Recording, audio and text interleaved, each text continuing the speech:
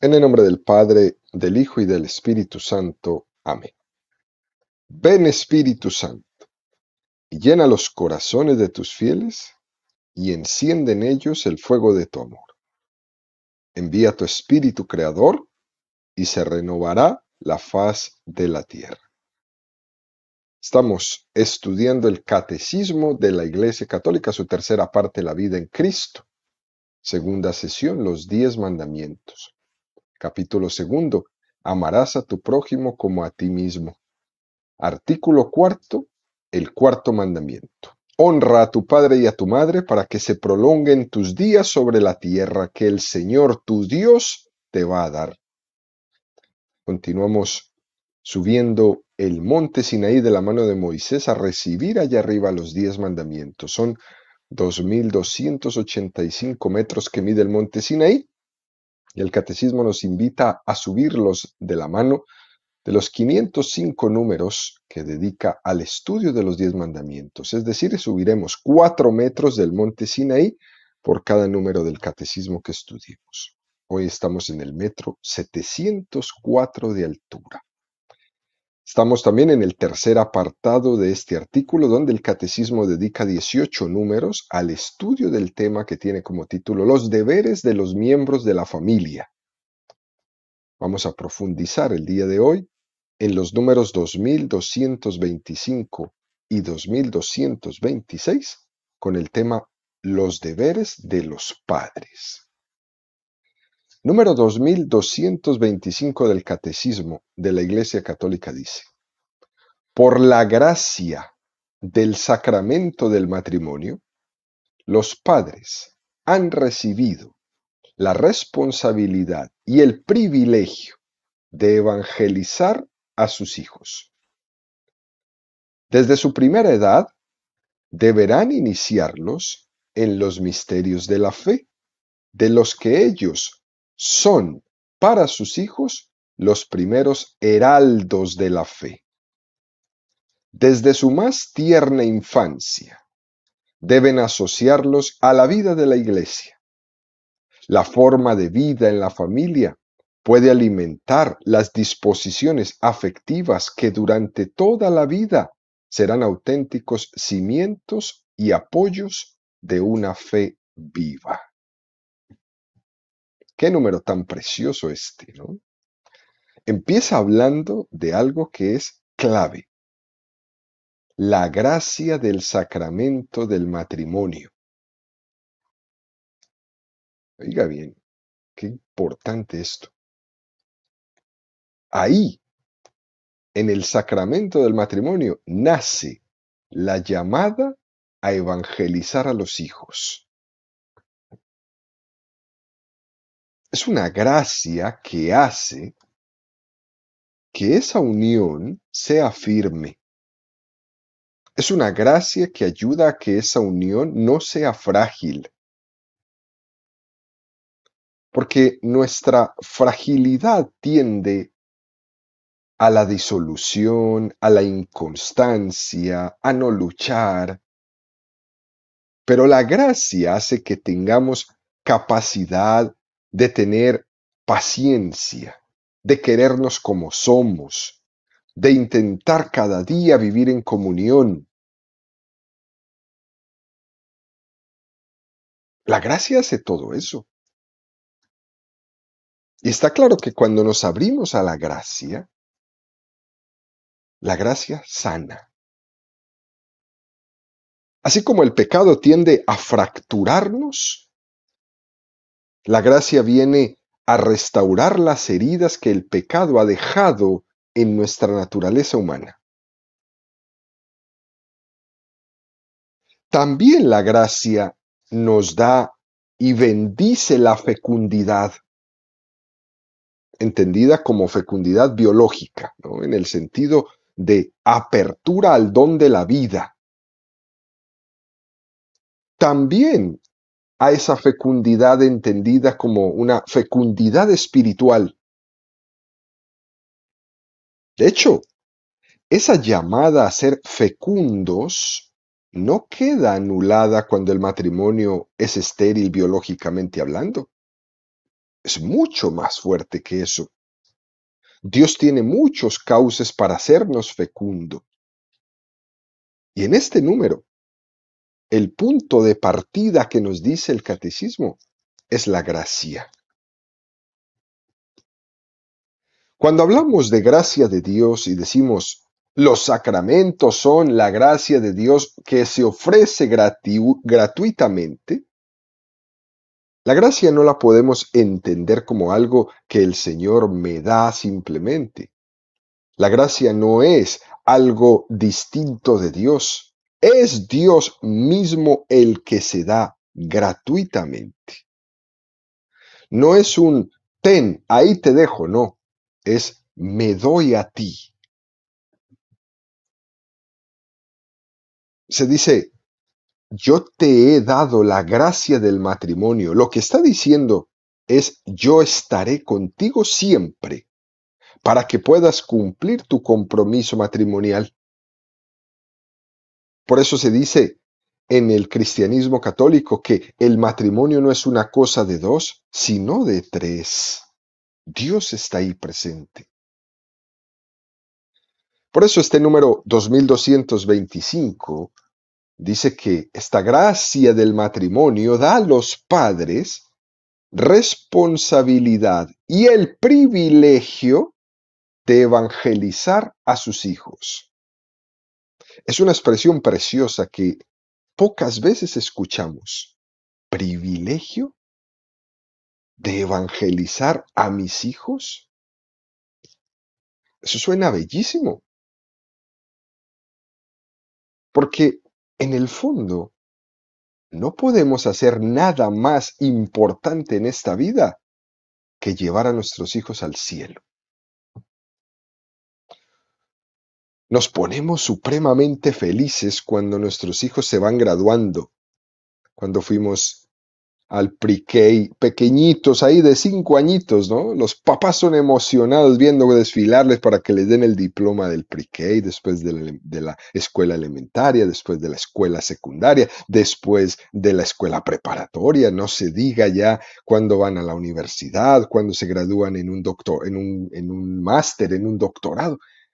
Todos esos momentos son emocionantes para los padres. Pero ¿te imaginas ver a tu hijo llegar al cielo? ¿Te imaginas la madre de Carlo Acutis esta semana, a 2 semanas de que su hijo sea canonizado? Su niño de 15 años. ¿Te imaginas qué estará viviendo esa madre? Es un privilegio evangelizar a nuestros hijos. Y hablamos de privilegio cuando se nos confía algo importante. Pero por más importante que sea, nada va a superar que llevemos nuestros hijos al cielo. Poder transmitirles la vida, pero la vida en mayúscula. Ya la biológica, que es vida en minúscula, ya se la transmitimos. Ahora, la vida en mayúscula. Que seamos instrumentos de Dios para que podamos transmitir a nuestros hijos la vida sobrenatural, su salvación. Y por qué no, verlo entrar al cielo. Los padres debemos tener esta conciencia del privilegio que tenemos. Pero ese privilegio implica una responsabilidad. Todos somos conscientes de que Dios va a ser conocido o desconocido por nuestros hijos en la medida en que nosotros seamos testimonio fiel o testimonio infiel de Dios. Y eso es así. Como padres tenemos que tener mucho cuidado con esto, porque quizás estemos pecando de deformar el rostro de Dios delante de nuestros hijos con nuestras maneras de ser. Ante nuestros hijos podemos ser transparentes, traslúcidos o también podemos ser opacos. ¿Qué responsabilidad que tienen los papás cuando son opacos delante de sus hijos? que mis hijos viendo mi vida pecadora, que soy un antitestimonio, no vean en mí nada. ¡Qué responsabilidad! ¡Qué responsabilidad que sea imposible que mis hijos conozcan, reconozcan a Dios y que no lo logren porque soy un papá, una mamá opaca, porque no soy capaz de transmitirlo? Y aquí la invitación que nos hace el catecismo a todos es ser padres transparentes ante nuestros hijos, que ellos a través de nosotros puedan ver a Dios, que seamos traslúcidos, que dejemos pasar la luz para que la imagen de Dios sea nítida y clara en ellos, que nunca seamos opacos, que siempre dejemos que pase la luz. Por eso es una responsabilidad tremenda y un privilegio evangelizar a nuestros hijos. Y esto es para todos, los que viven una vida matrimonial, como los que viven una vida consagrada a Dios en el celibato. Para todos tenemos la responsabilidad de traslucir a Dios. Y el catecismo en este número nos hace una referencia a otro número que ya estudiamos, el 1656, que dice: en nuestros días, en un mundo frecuentemente extraño e incluso hostil a la fe, las familias creyentes tienen una importancia primordial en cuanto faros de una fe viva e irradiadora. Por eso el Concilio Vaticano II llama a la familia con una antigua expresión cristiana, Ecclesia doméstica. En el seno de la familia, los padres han de ser para sus hijos los primeros anunciadores de la fe con su palabra y con su ejemplo, y han de fomentar la vocación personal de cada uno y con especial cuidado la vocación a la vida consagrada. Dice el catecismo en este precioso número: eres faro.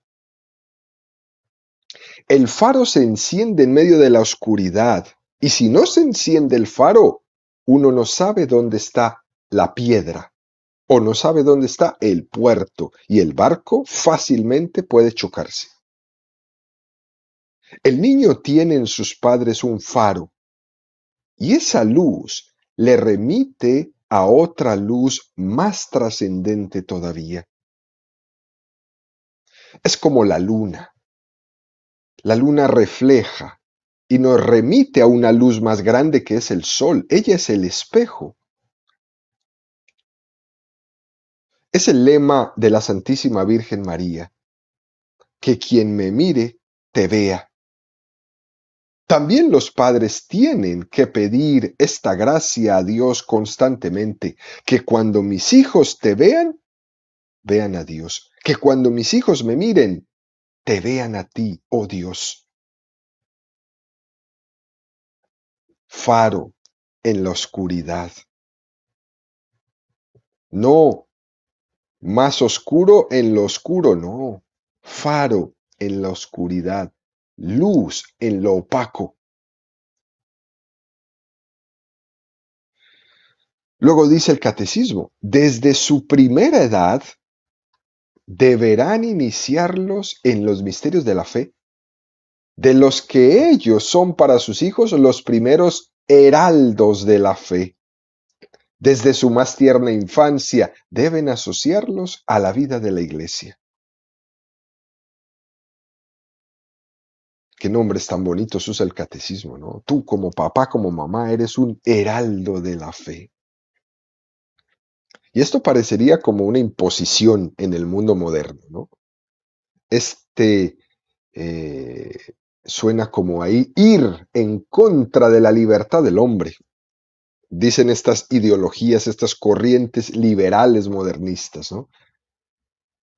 Que eso de llevar a los niños para bautizarlos de pequeños, recién nacidos, o prepararlos para recibir la primera comunión, o para que reciban el don del Espíritu Santo en la confirmación, o cultivar la virginidad de nuestros hijos hasta el matrimonio, eso de ir a misa el domingo, etcétera, etcétera, todo eso, dicen ellos, es una imposición. Y es una fuerza tremenda esta que le hacen a los cristianos católicos desde fuera hoy, todas estas organizaciones ajenas al catolicismo que quieren minar los valores cristianos más profundos que tenemos y dejarnos sin ningún elemento para vivir nuestra fe. Se ejerce toda esa presión sobre nuestros hijos, sobre nuestras familias, sobre los papás. Y entonces el catecismo dice, desde su más tierna infancia, desde su primera edad, hay que acercarlos al Señor. Nosotros los cristianos católicos no hacemos caso de esas teorías, como esa tan ridícula que dice, deja que tu hijo cuando sea mayor de edad decida si se quiere bautizar o no. Porque esas teorías, todos estos sofismas son ideologías que no parten de la realidad. No es real que un niño esté metido dentro de una bola de cristal, como si estuviera en un ambiente aséptico, donde no elige nada hasta que sea mayor de edad. Eso es mentira. Como si llegando a esa edad mayor ya puede elegir libremente. Eso es mentira. Eso es ingenuo de los padres de hoy día, que se quieren lavar las manos de toda responsabilidad y calman su conciencia diciendo que él elija cuando crezca.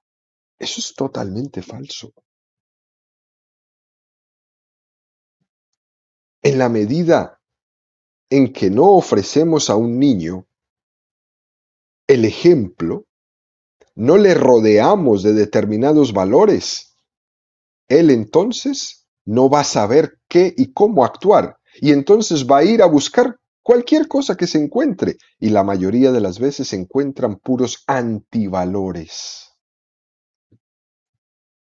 Si no, mire cómo andan un gran grupo de jovencitos hoy día metidos en cuanto lío usted se pueda imaginar. ¿Por qué?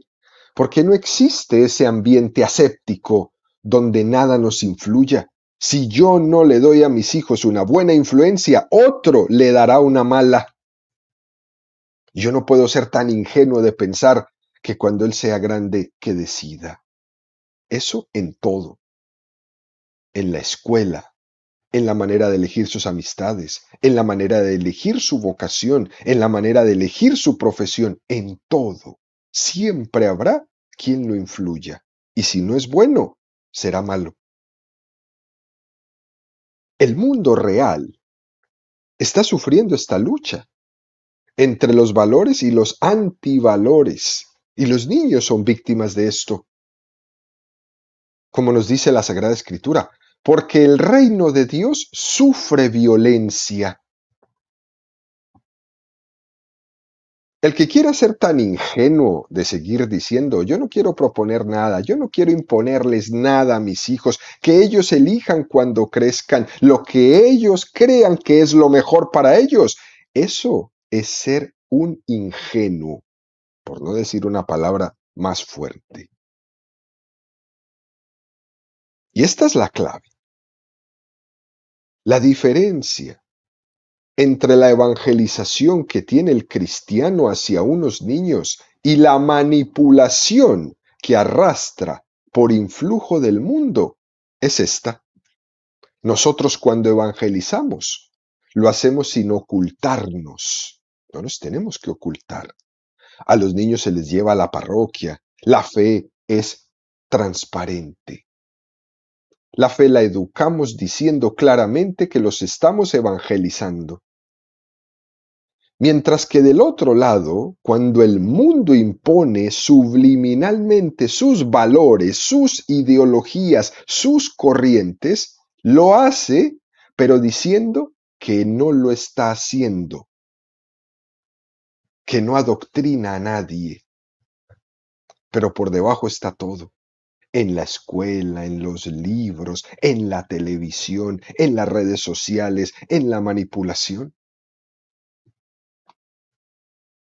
Por esto mismo, queridos amigos, nosotros como padres no podemos ser ingenuos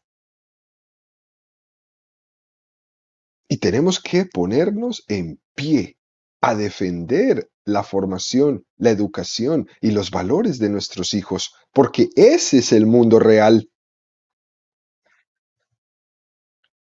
Cuando a un niño, desde su más tierna infancia, le estamos enseñando el camino de Jesucristo, no es que le estemos impidiendo ser libre, le estamos ayudando a que él pueda ser verdaderamente libre. Por eso el Evangelio lo dice, la verdad os hará libres. La mentira del mundo, la mentira de las ideologías, la mentira de las corrientes es esclavitud.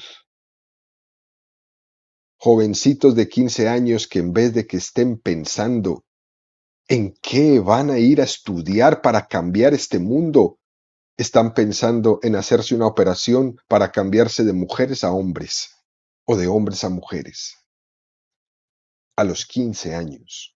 Eso es un delito contra nuestros niños. Y usted no puede decir que eso es ser libre, porque eso es ser esclavo de esta ideología satánica que está destrozando nuestras juventudes. Lo contrario es el Evangelio. La verdad os hará libres. Y hay que desenmascarar todos estos engaños. Es ese dicho tan interesante que dice, dime de qué presumes y te diré de qué careces. Cuando alguien reivindica el respeto a esta santa libertad para que a un niño se le bautice, no se le bautice ni se le evangelice, nada de eso. Justamente presumiendo de una no sé cuál tipo de libertad, ese niño dejará de ser libre y se convertirá en un esclavo del mundo. Va a ser un esclavo del influjo del mundo. ¿Por qué? Porque el único que te puede hacer libre es Jesucristo. Él es el único que te va a permitir crecer en madurez. Él es el único que te va a dar la posibilidad de crecer y de hacerte un hombre pleno. Él es el único capaz de darle la libertad a los hijos de Dios. Esto es supremamente real. Si algo tiene el cristianismo, es que parte de una antropología real, no teórica, no ideológica. Partimos del hombre real, tal cual es, del hombre que tiene heridas, pero también de ese hombre que tiene deseo de eternidad. Y la forma de vida en la familia puede alimentar todas estas disposiciones afectivas que durante toda la vida serán auténticos cimientos y apoyos para esa persona, pero también podrían ser su destrucción.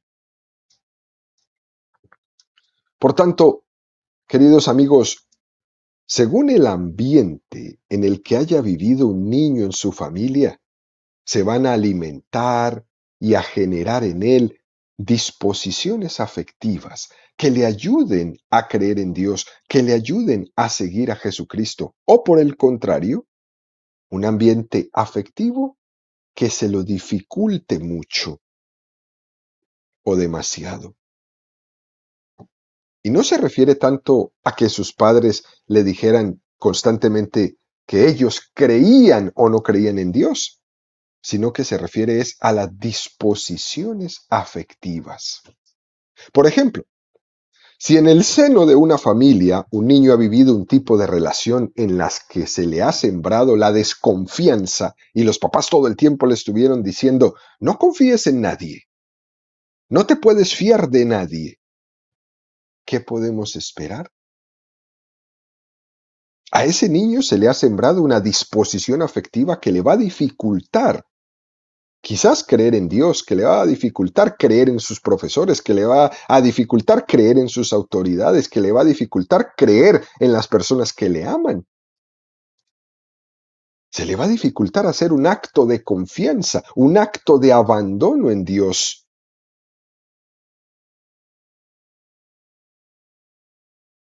El niño que ha vivido en un ambiente con egoísmos, donde le han enseñado todo es para ti, solo para ti, no lo compartas con nadie, yo, mí, me, conmigo, lo mío, va a ser muy difícil que algún día ese niño se abra al tú, se abra a la otra persona, se abra al servicio, se abra a la entrega. Va a ser muy difícil.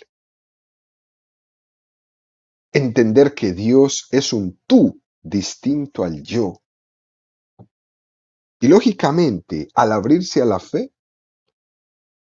supone salir de nosotros mismos y no pensar solo en lo mío.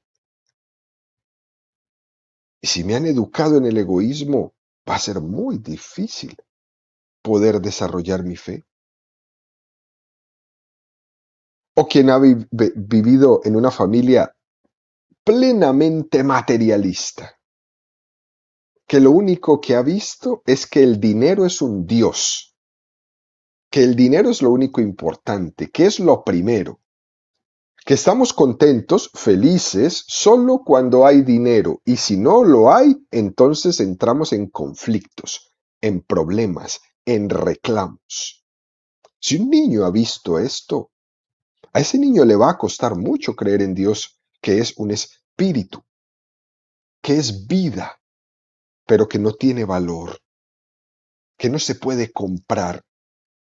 Le va a costar mucho. Estamos poniendo los cimientos de la fe o de la increencia cuando a un niño en el entorno de la familia le creamos unas disposiciones afectivas. Esto es muy importante. Ya no solo cuando le decimos Dios existe, sino que cuando en los valores que se están jugando en la familia le ayudamos a creer, le ayudamos a creer, le ayudamos a entrar en la confianza de sí mismo, en la confianza del Dios que te ha creado, en el valor de olvidarte de ti mismo, en el valor de ver que hay cosas que valen más que el dinero. Y cuando hacemos esto, sin duda el niño va a tener una disposición afectiva para la fe mucho más grande que la de un niño que ha sido educado en el egoísmo, en el materialismo, en el consumismo, en la cerrazón, en la desconfianza. Y es verdad que el hombre en su madurez, con sus opciones de vida, podrá seguir y hacer suyas y personalizar las bases buenas que recibió de su familia, pero también podría rechazarlas. Aunque haya tenido unas bases malas, por la gracia de Dios, podría llegar un momento de una conversión en su vida y podrá subsanar esas bases malas que tuvo. Pero eso, queridos amigos, la mayoría de las veces son casos excepcionales de gente que necesita conversiones muy fuertes. Sería mejor no esperar hasta que la gente tenga una conversión. Sería mejor esforzarnos hoy con nuestros hijos en cultivarles el amor a Dios, las virtudes, la fe desde ahora, para que no tengan que llegar a esos momentos de conversiones fuertes. No, ellos tienen que ser amigos de Dios desde ahora, para que nunca se alejen de Él, para que nunca se alejen de Él. Y esas disposiciones se crean en la familia. Papá, mamá, siendo faro, siendo luz.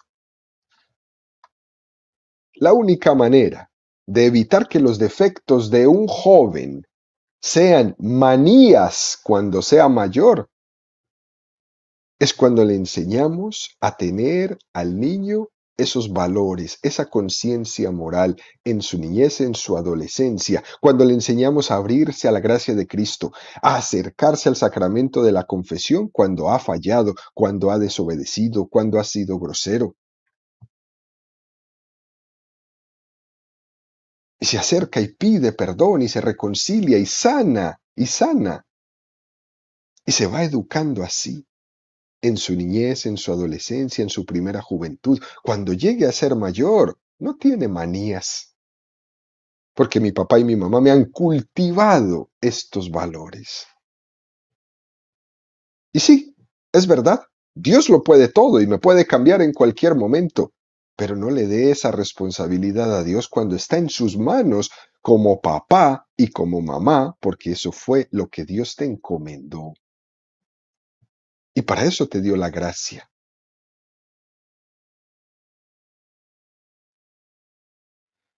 Luego el catecismo da un paso más y concluimos. El número 2226 dice, la educación en la familia por los padres debe comenzar desde la más tierna infancia. Esta educación se hace ya cuando los miembros de la familia se ayudan a crecer en la fe mediante el testimonio de la vida cristiana de acuerdo con el Evangelio. La catequesis familiar precede, acompaña y enriquece a las otras formas de enseñanza de la fe. Los padres tienen la misión de enseñar a sus hijos a orar y a descubrir su vocación de hijos de Dios. La parroquia es la comunidad eucarística y el corazón de la vida litúrgica de las familias cristianas. Es un lugar privilegiado para la catequesis de los niños y de los padres. Qué cosa tan bonita. Afirma muchas cosas este número. Lo hemos comentado ya durante muchas clases. Los padres ayudan a crecer por la vida testimonial en primer lugar. El testimonio hoy es importantísimo. Las razones convencen, pero los testimonios arrastran. Es posible que a una persona la puedas convencer a nivel teórico, puedas convencer su cabeza, pero otra cosa es que le muevas la vida. Otra cosa es que le hagas salir de su egoísmo. Otra cosa es que le hagas entender su pecado para que pida perdón. Otra cosa es que le ayudes a ver que la visión de su vida era demasiado pequeña y tú le abriste el mundo. Otra cosa es que le hagas entender que está lleno de manías que ha tenido desde su niñez, desde su adolescencia, desde su juventud, que ha adquirido malos hábitos. Y otra cosa es muy diferente, que le ayudes a salir de ellos. Que vea en ti esa luz que trasluce.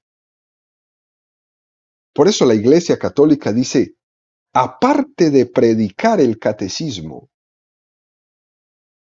la Iglesia canoniza santos y les pone como modelo de imitación. Evangelizar no solo es explicar la doctrina, no es solo explicar la palabra de Dios. Evangelizar es proponer modelos de imitación. Y por eso la Iglesia aquí siempre tiene como modelo a los santos. Por eso cada mañana empezamos esta catequesis con la vida de un santo que nos ilumine. Porque es totalmente complementaria la predicación de la palabra de Dios, la predicación del catecismo de la Iglesia Católica y el testimonio que nos proponen del cumplimiento en el seguimiento de Jesús. Por eso invitamos a todos a conocer la vida de los santos. A los niños hay que imbuirlos de la vida de los santos, a los jóvenes que escogen su santo para ir al sacramento de la confirmación. Ese santo que escogiste no es porque estaba ahí o porque era el santito de mi abuelita, es el santo que vas a proponer imitarte en tu vida, en sus virtudes. La vida de los santos son explicaciones sin palabras. solo con testimonios. Los niños hay veces preguntan, ¿no? ¿Esto es verdad o esto es mentira? La prueba de que es verdad o mentira es el testimonio. Mira lo que hace. Si no hay testimonio, el niño aprenderá un catecismo, sí, de cabeza, pero muy lejano a él, incluso extraño. Y los catequistas tenemos que enseñarle a los niños a pasar de esa teoría a la vida, al testimonio, a rezar, a confesarse, a participar en la misa, a vivir los sacramentos, a hacer obras de caridad. Eso es lo que el catequista tiene que hacer. A hablar siempre bien de todo el mundo, nunca mal. Eso es lo que el catequista tiene que hacer. Por eso dice en forma de conclusión, la catequesis familiar precede, acompaña y enriquece a otras formas de enseñanza de la fe. Somos un equipo, familia y parroquia, donde en la familia son los primeros catequistas y en la parroquia lo que hacemos es enseñar a celebrar la fe, a vivir la Eucaristía, a vivir los sacramentos. Pero el primer catequista es el papá y la mamá. El segundo catequista es el que está en la parroquia, que complementa lo que los papás hacen en su casa. Por eso decimos que esa catequesis familiar que has hecho desde que tu hijo vino a la vida en la parroquia, simplemente la vamos a complementar.